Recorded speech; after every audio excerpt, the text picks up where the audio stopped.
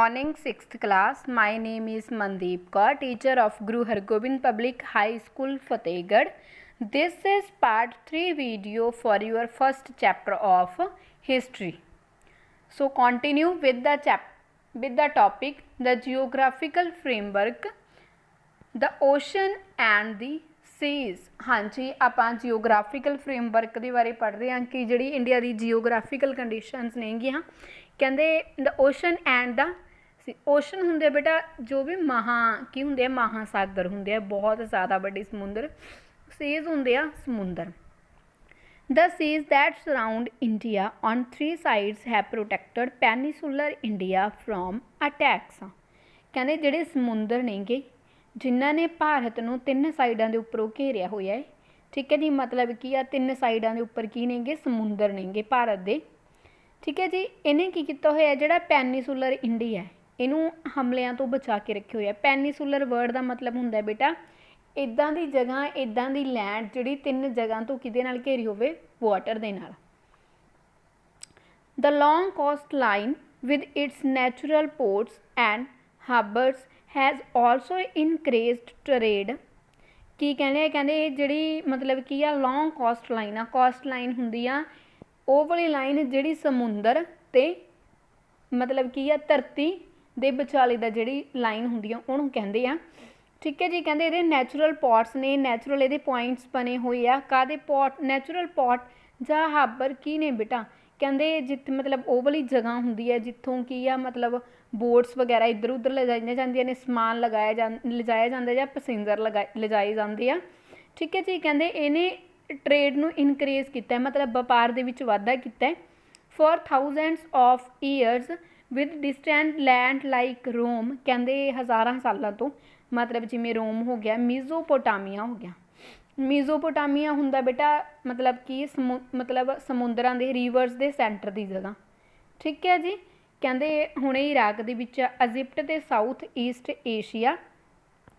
The kingdoms of South India were able to develop strong navies and stable overseas colony in South East Asia and Sri Lanka. ਕੀ ਕਹਿੰਦੇ ਆ ਜੀ, ਕਹਿੰਦੇ ਜਿਹੜੇ ਰਾਜ ਸੀਗੇ, ਜਿਹੜੇ ਰਾਜੇ ਸੀਗੇ ਸਾਊਥ ਇੰਡੀਆ ਦੇ, ਠੀਕ ਹੈ ਜੀ, ਉਹਨਾਂ ਨੇ ਕੀ ਕਰ ਲਿਆ, ਮਤਲਬ ਕੀ ਕਰ ਲਿਆ, ਸਟਰੋਂਗ ਰਿਲੇਸ਼ਨ ਡਿਵੈਲਪ ਕਰ ਲਿਆ। ਕਿਹਦੇ ਵਿੱਚ, ਨੇਵੀਜ਼। ਨੇਵੀ ਹੁੰਦੀ ਆ ਮਤਲਬ ਜਿਹੜੀ ਵੀ ਆਰਮਡ ਫੋਰਸ, ਜਿਹੜੀ ਵੀ ਆਰਮੀ ਕਿਹਦੇ ਵਿੱਚ ਕੰਮ ਕਰਦੀ ਆ, ਵਾਟਰ ਦੇ ਵਿੱਚ, ਠੀਕ ਹੈ ਜੀ। ਉਹਨੂੰ ਕੀ ਕੀਤਾ, ਸਟਰੋਂਗ ਕੀਤਾ ਅਤੇ ਮਤਲਬ ਕੀ ਕਰ ਲਿਆ, ਸਾਊਥ ਈਸਟ ਏਸ਼ੀਆ ਅਤੇ ਸ਼੍ਰੀਲੰਕਾ ਦੇ ਵਿੱਚ ਜਿਹੜੇ ਟਰੇਡ ਸੀਗੇ ਉਹਦੇ ਜਿਹੜੇ ਮਤਲਬ ਕੀ ਸੀਗੇ, ਫੇਵਰ ਦੇ ਵਿੱਚ ਲੈ ਆਂਦਾ। ਦਾ ਨਦਰਨ ਪਲੇਨਸ, ਹਾਂਜੀ ਹੁਣ ਭਾਰਤ ਦੇ ਉੱਤਰ ਦੇ ਵਿੱਚ ਬੇਟਾ ਪਲੇਨਸ ਨੇ, ਮੈਦਾਨ ਨੇਗੇ। ਕਹਿੰਦੇ the northern plains lying between the Indus and Ganga rivers. ਮੈਦਾਨ ਕਿੱਥੇ ਨੇ ਬੇਟਾ, ਇੰਦਸ ਅਤੇ ਗੰਗਾ ਨਦੀ ਦੇ ਵਿਚਕਾਰ ਆਉਂਦੇ ਆ, ਠੀਕ ਹੈ ਜੀ। ਕਹਿੰਦੇ ਇਹਦੇ ਲਈ ਤੁਸੀਂ ਮੈਪ ਦੇਖ ਲਿਓ। Is a vast expansion of fertile land. Vast expanse ਕੀ ਹੁੰਦਾ ਹੈ, ਬਹੁਤ ਵੱਡੀ ਕਹਿ ਲਓ ਲੈਂਡ ਦਾ ਟੁਕੜਾ, ਠੀਕ ਹੈ ਜੀ। ਬਹੁਤ ਜ਼ਿਆਦਾ ਏਰੀਏ ਦੇ ਵਿੱਚ ਖਿੰਡੇ ਹੋਏ ਆ, ਜਿੱਥੇ ਕੀ ਹੈ, ਮਿੱਟੀ ਕੀ ਹੈ, ਫਰਟਾਈਲ ਹੈ, ਉਪਜਾਊ ਆ। The fertile nature of the plains encourage the growth of agriculture. ਹੁਣ ਕਹਿੰਦੇ ਜਿਹੜੀ ਇਹ ਉਪਜਾਊ ਮਿੱਟੀ ਆ ਇਹ ਕੀ ਕਰਦੀ ਆ, ਮਤਲਬ ਐਗਰੀਕਲਚਰ ਨੂੰ ਦੀ ਗਰੋਥ ਨੂੰ ਇਨਕਰੇਜ ਕਰਦੀ ਹੈ, ਵਧਾਵਾ ਦਿੰਦੀ ਹੈ, ਉਹਨਾਂ ਨੂੰ ਜ਼ਿਆਦਾ ਵਧਾਉਂਦੀ ਆ। ਦਿਸ ਇਨ turn lead to the ਇਸਟੈਬਲਿਸ਼ਮੈਂਟ of ਮੈਨੀ ਪਾਵਰਫੁਲ ਕਿੰਗਡਮਸ ਐਂਡ ਇੰਪਾਇਰ ਹੇਅਰ। ਇਸੇ ਕਰਕੇ ਕਿਉਂਕਿ ਇੱਥੋਂ ਦੀ ਮਿੱਟੀ ਬਹੁਤ ਜ਼ਿਆਦਾ ਉਪਜਾਊ ਆ, ਇੱਥੇ ਖੇਤੀ ਕੀਤੀ ਜਾ ਸਕਦੀ ਹੈ ਵਧੀਆ।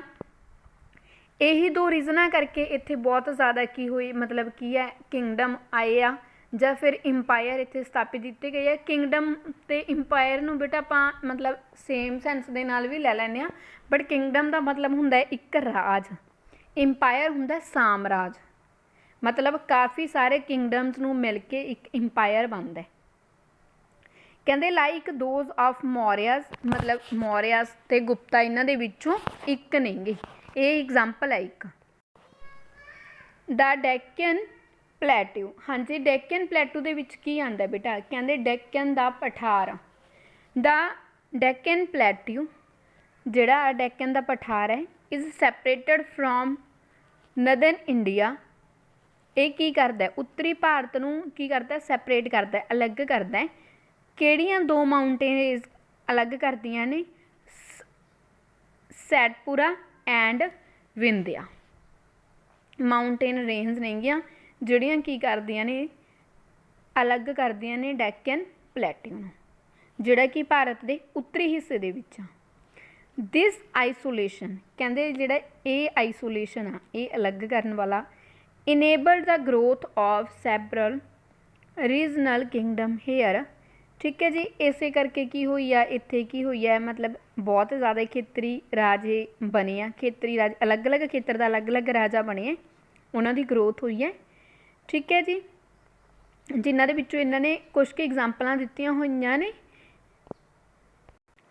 ਲਾਈਕ ਦੋਜ਼ ਆਫ ਚੋਲਾਸ ਚੋਲਕਿਆਸ ਐਂਡ ਰਾਸ਼ਟਰਕੂਟ ਹਾਂਜੀ ਇਹ ਤਿੰਨੋਂ ਕੀ ਨੇ ਬੇਟਾ ਅਲੱਗ-ਅਲੱਗ ਰਾਜਿਆਂ ਦੇ ਨੇਮ ਨੇਗੇ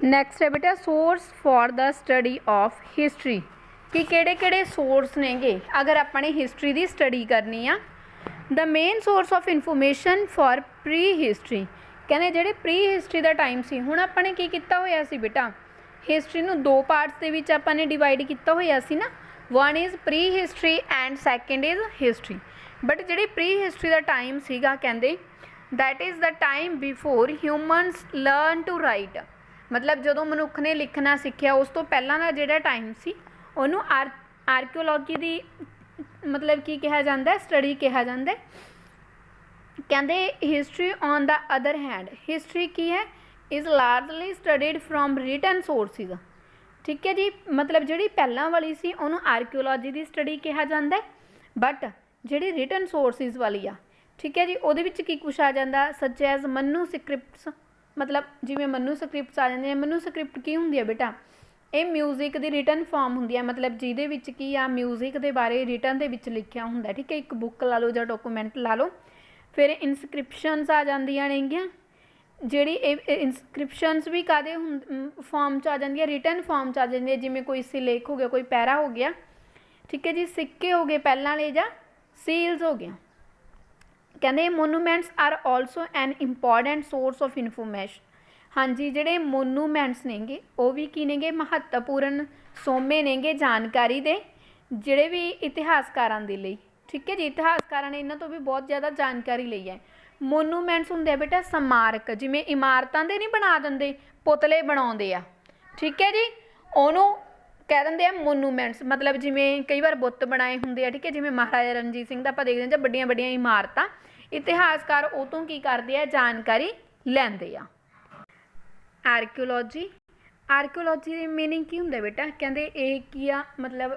ਸਟੱਡੀ ਆ ਹਿਸਟਰੀ ਔਰ ਪ੍ਰੀ ਹਿਸਟਰੀ ਦੀ ਕਹਿੰਦੇ ਆਰਕੀਓਲੋਜੀ is the study of the remains of human life in the past ਠੀਕ ਹੈ ਜੀ ਕਿ ਜਿਹੜਾ ਇਨਸਾਨ ਮਤਲਬ ਹਿਊਮਨਸ ਦੇ ਬਾਰੇ ਦੱਸਦੀ ਆਪਾਂ ਨੂੰ ਉਹਨਾਂ ਦੀ ਸਟੱਡੀ ਆ ਉਹਨਾਂ ਦੀ ਜਿਹੜੀ ਰਹਿੰਦ ਖੂੰਹਦ ਬਚੀ ਹੋਈ ਆ ਠੀਕ ਹੈ ਜੀ ਪਾਸਟ ਦੇ ਵਿੱਚ ਉਹਦੀ ਸਟੱਡੀ ਨੂੰ ਕਹਿੰਦੇ ਆ archaeology archaeologist carefully excavate places where Asian people lived ਕੀ ਕਹਿੰਦੇ ਆ ਕਹਿੰਦੇ ਜਿਹੜੇ ਵੀ ਆਰਕੀਓਲੋਜਿਸਟ ਹੁੰਦੇ ਆ ਜਿਹੜੇ ਵੀ ਇਸ ਕੰਮ 'ਚ ਐਕਸਪਰਟ ਹੁੰਦੇ ਆ ਠੀਕ ਹੈ ਜੀ ਉਹ ਸਾਵਧਾਨੀ ਪੂਰਵਕ ਕੀ ਕਰਦੇ ਆ ਬੇਟਾ ਖੁਦਾਈ ਕਰਦੇ ਆ ਐਕਸਕਵੇਟ ਦਾ ਮਤਲਬ ਹੁੰਦਾ ਖੁਦਾਈ ਕਰਨਾ ਖੋਦਣਾ ਜ਼ਮੀਨ ਨੂੰ ਕਹਿੰਦੇ ਉਹ ਵਾਲੀ ਜਗ੍ਹਾ ਨੂੰ ਖੋਦਦੇ ਆ ਜਿੱਥੇ ਕੀ ਕਰਦੇ ਸੀ ਪਹਿਲਾਂ ਲੋਕ ਰਹਿੰਦੇ ਸੀ ਪ੍ਰਾਚੀਨ ਲੋਕ ਰਹਿੰਦੇ ਸੀ ਦੇ collect and examine human made objects ਉਹ ਕੀ ਕਰਦੇ ਆ ਜਿਹੜੀਆਂ ਵੀ ਇਨਸਾਨ ਨੇ ਚੀਜ਼ਾਂ ਬਣਾਈਆਂ ਹੁੰਦੀਆਂ ਨੇ ਕਿਆ ਉਹਨਾਂ ਨੂੰ ਕੀ ਕਰਦੇ ਆ ਇਕੱਠੀਆਂ ਕਰਦੇ ਆ ਕਲੈਕਟ ਕਰਨਾ ਇਕੱਠੀਆਂ ਕਰਨਾ ਐਗਜ਼ਾਮਿਨ ਫਿਰ ਉਹਨਾਂ ਨੂੰ ਮਤਲਬ ਕੀ ਕਰਦੇ ਆ ਚੰਗੀ ਤਰ੍ਹਾਂ ਦੇਖਦੇ ਆ ਠੀਕ ਹੈ ਚੰਗੀ ਤਰ੍ਹਾਂ ਉਹਨਾਂ ਨੂੰ ਐਗਜ਼ਾਮਿਨ ਕਰਦੇ ਆ ਲਾਈਕ ਟੂਲਸ ਮਤਲਬ ਜਿਹੜੇ ਪਹਿਲਾਂ ਹਥਿਆਰ ਵਰਤੇ ਜਾਂਦੇ ਸੀਗੇ ਠੀਕ ਹੈ ਜੀ ਜਦੋਂ ਖੁਦਾਈ ਕਰਦੇ ਆ ਉਹ ਬਾਹਰ ਨਿਕਲਦੇ ਆ ਮਤਲਬ ਜਿਹੜੇ ਹਥਿਆਰ ਉਹ ਪਹਿਲਾਂ ਵਰਤਦੇ ਸੀ ਜਿਹੜੇ ਸੰਦ ਉਹ ਪਹਿਲਾਂ ਵਰਤਦੇ ਸੀ ਜਿਹੜੇ ਉਹਨਾਂ ਦੇ ਔਰਨਾਮੈਂਟਸ ਸੀਗੇ ਠੀਕ ਹੈ ਜੀ ਜਿਹੜੇ ਵੀ ਉਹ ਵੀਪਨ ਮਤਲਬ ਯੂਜ਼ ਕਰਦੇ ਸੀ ਕਿਹੜੇ ਟੋਇਜ਼ ਉਹ ਖੇਡਦੇ ਸੀ ਜਿਨ੍ਹਾਂ ਦੇ ਨਾਲ ਜਾਂ ਫਿਰ ਕਿਹੜੇ ਉਹ ਕੀ ਹੈ ਮਿੱਟੀ ਦੇ ਬਰਤਨ ਉਹ ਯੂਜ਼ ਕਰਦੇ ਸੀ ਇਹਨਾਂ ਸਾਰੀਆਂ ਚੀਜ਼ਾਂ ਨੂੰ ਚੰਗੀ ਤਰ੍ਹਾਂ ਇਕੱਠੇ ਕਰਦੇ ਆ ਫਿਰ ਉਹਨਾਂ ਦੀ ਕੀ ਕਰਦੇ ਆ ਐਗਜ਼ਾਮਿਨ ਕਰਦੇ ਆ ਧਿਆਨ ਨਾਲ ਵੇਖਦੇ ਆ ਕਹਿੰਦੇ ਸੱਚ human made objects found at archaeological sites ਜਿਹੜੀਆਂ ਇਹ ਕਹਿੰਦੇ ਹਿਊਮਨ ਮੇਡ ਆਬਜੈਕਟਸ ਨੇਗੀਆਂ, ਜਿਹੜੀਆਂ ਇਨਸਾਨ ਨੇ ਬਣਾਈਆਂ ਜਾਂਦੀਆਂ ਨੇ, ਇਹ ਆਰਕੋਲੋਜੀਕਲ ਸਾਈਟਸ 'ਤੇ ਮਿਲਦੀਆਂ ਨੇਗੀਆਂ। ਠੀਕ ਹੈ ਜੀ। ਇਹਨਾਂ ਸਾਈਟਸ ਨੂੰ ਕੀ ਕਿਹਾ ਜਾਂਦਾ ਹੈ? ਕਹਿੰਦੇ ਆਰਕੋਲੋਜੀਕਲ ਸਾਈਟਸ ਆਰ ਕਾਲਡ ਆਰਟੀਫੈਕਟਸ। ਹਾਂਜੀ, ਇਹਨਾਂ ਨੂੰ ਆਰਟੀਫੈਕਟਸ ਕਿਹਾ ਜਾਂਦਾ ਹੈ। ਮਤਲਬ ਕਿ ਪੰਜਾਬੀ ਦੇ ਵਿੱਚ ਆਪਾਂ ਇਹਨਾਂ ਨੂੰ ਕਲਾਕ੍ਰਿਤੀਆਂ ਕਹਿੰਦੇ ਹਾਂ। ਕਈ ਵਾਰ ਬੇਟਾ ਆਪਾਂ ਦੇਖਦੇ ਹਾਂ ਨਾ, ਕਈ ਵਾਰ ਨੀਚੋਂ ਮਤਲਬ ਡਿਗ ਅਪ ਕਰਦੇ ਹਾਂ, ਕੋਈ ਮੂਰਤੀ ਨਿਕਲ ਆਉਂਦੀ ਆ। ਠੀਕ ਹੈ ਜੀ। ਕਿਤੇ ਪਰਮਾਤਮਾ ਦੀ ਬਣੀ ਹੋਈ ਮੂਰਤੀ ਦੱਬੀ ਹੁੰਦੀ ਆ। ਕਹਿੰਦੇ ਇਹਨਾਂ ਸਾਰੀਆਂ ਨੂੰ ਕਲਾਕ੍ਰਿਤੀਆਂ ਦਾ ਨਾਮ ਦਿੱਤਾ ਗਿਆ ਹੈ। Artefacts provide vital clue to how people lived in the past. ਕਹਿੰਦੇ ਜਿਹੜੀਆਂ ਇਹ ਕਲਾਕ੍ਰਿਤੀਆਂ ਮਤਲਬ ਧਰਤੀ ਦੇ ਅੰਦਰੋਂ ਨਿਕਲਦੀਆਂ ਨੇ, ਇਹਦੇ ਨਾਲ ਆਪਾਂ ਨੂੰ ਕੀ ਮਿਲ ਜਾਂਦੇ ਆ? ਇੱਕ ਜ਼ਰੂਰੀ ਕਲਿਊ ਮਿਲ ਜਾਂਦੇ ਆ, ਉਸ ਚੀਜ਼ ਬਾਰੇ ਆਈਡੀਆ ਹੋ ਜਾਂਦਾ ਹੈ ਕਿ ਲੋਕ ਨੇ ਜਿਹੜੇ ਪਾਸਟ ਦੇ ਵਿੱਚ ਕਿੱਦਾਂ ਰਹੇ ਆ। Often these sites also contain human and animal bones। ਠੀਕ ਹੈ ਜੀ। ਕੀ ਕਹਿੰਦੇ ਆ? ਕਹਿੰਦੇ ਜਿਹੜੀਆਂ ਇਹ ਸਾਈਟਸ ਨੇਗੀਆਂ ਜਿੱਥੋਂ ਖੁਦਾਈ ਕੀਤੀ ਜਾਂਦੀ ਆ, ਠੀਕ ਹੈ ਜੀ, ਇਹਦੇ ਵਿੱਚ ਕਈ ਵਾਰ ਆਪਾਂ ਨੂੰ ਇਨਸਾਨਾਂ ਦੀਆਂ ਜਾਂ ਫਿਰ ਜਾਨਵਰਾਂ ਦੀਆਂ ਹੱਡੀਆਂ ਵੀ ਮਿਲਦੀਆਂ ਨੇ। And the seeds and remains of plants, ਕਈ ਵਾਰ ਪੌਦਿਆਂ ਦੇ ਬੀਜ ਜਾਂ ਫਿਰ ਪੌਦਿਆਂ ਦੀ ਰਹਿੰਦ ਖੂੰਹਦ ਵੀ ਮਿਲਦੀ ਆ। ਵਾਈ ਸਟੱਡਿੰਗ ਸੱਚ ਰਿਮੇਨਸ ਕੇਅਰਫੁਲੀ। ਕਹਿੰਦੇ ਜਿਹੜੀ ਇਹ ਰਹਿੰਦ ਖੂੰਹਦ ਬਚੀ ਹੁੰਦੀ ਆ, ਇਹਨੂੰ ਧਿਆਨ ਨਾਲ ਸਟੱਡੀ ਕਰਨ ਤੋਂ ਬਾਅਦ ਜਿਹੜੇ ਆਰਕੋਲੋਜਿਸਟ ਹੁੰਦੇ ਨੇ, ਜਿਹੜੇ ਇਸ ਕੰਮ 'ਚ ਐਕਸਪਰਟ ਹੁੰਦੇ ਨੇ, can tell us what the people eight. ਕਹਿੰਦੇ ਉਹ ਆਪਾਂ ਨੂੰ ਦੱਸਦੇ ਆ ਕਿ ਜਿਹੜੇ ਪਹਿਲਾਂ ਦੇ ਲੋਕ ਸੀ ਉਹ ਕੀ ਖਾਂਦੇ ਸੀ। ਵਟ ਆਕੂਪੇਸ਼ਨਸ ਦੇ ਫੋਲੋਡ, ਕਿਹੜੇ ਉਹ ਕੰਮ ਕਰਦੇ ਸੀ। ਠੀਕ ਹੈ ਜੀ। ਕੀ ਉਹਨਾਂ ਦਾ ਕਿੱਤਾ ਸੀ। ਵਿਦ ਹੋਮ ਦੇ ਟ੍ਰੇਡਡ, ਕਿਹੜੀ ਚੀਜ਼ ਉਹ ਵਪਾਰ ਕਰਦੇ ਸੀ, ਕਿਹਨੂੰ ਵਪਾਰ ਕਰਦੇ ਸੀ। ਠੀਕ ਹੈ ਜੀ। ਕਿਸ ਦੇ ਨਾਲ ਵਪਾਰ ਕਰਦੇ ਸੀ। ਵਟ ਗੋਡਸ ਦੇ ਵਰਸ਼ਿਪਡ, ਕਿਹੜੇ ਪਰਮਾਤਮਾ ਦੀ ਉਹ ਪੂਜਾ ਕਰਦੇ ਸੀ, ਕਿਹੜੇ ਪਰਮਾਤਮਾ ਨੂੰ ਮੰਨਦੇ ਸੀ। ਹਾਊ ਦੇ ਡਰੈਸਡ, ਕਿੱਦਾਂ ਦੇ ਬੇਟਾ ਉਹ ਕੱਪੜੇ ਪਾਉਂਦੇ ਸੀ। And how they treated their dead, ਅਤੇ ਜਿਹੜੇ ਲੋਕ ਮਰ ਜਾਂਦੇ ਉਹਨਾਂ ਨਾਲ ਉਹ ਕਿੱਦਾਂ ਵੀ ਮਤਲਬ ਉਹਨਾਂ ਦੀਆਂ ਜਿਹੜੀਆਂ ਅੰਤਮਿਕ ਰਸਮਾਂ ਨੇਗੀਆਂ ਕਿੱਦਾਂ ਉਹ ਕਰਦੇ ਸੀਗੇ।